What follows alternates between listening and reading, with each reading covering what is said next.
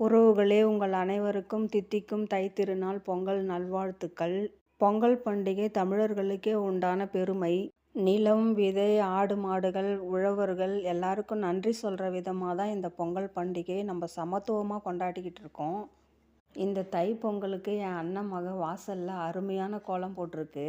இன்றைக்கி பிரேக்ஃபாஸ்ட்டு பார்த்தீங்கன்னா, எங்கள் வீட்டில் காலையில் வெள்ளை பணியாரம், பொட்டுக்கடலை சட்னி, கடலைப்பருப்பு மசால் வடை, காலையிலே சூடான சுவையான மொறுமொறுப்பான மசால் வடை ரெடியாக இருக்குது. கொஞ்சம் சர்க்கரை பொங்கல் செய்து காலையில் பிரேக்ஃபாஸ்ட்டை முடித்தாச்சு.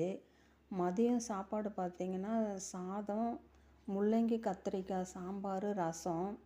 எல்லா வருஷமுமே நான் தைப்பொங்கல் அன்னைக்கு காய்கறிகள், கொடிக்காய், செடிக்காய் எல்லா காயும் ஒன்றா போட்டு, பயிறு வகைகள், பருப்பு வகைகள்லாம் ஒன்றா போட்டு ஒரு குழம்பு செய்வேன். சூப்பராக இருக்கும்.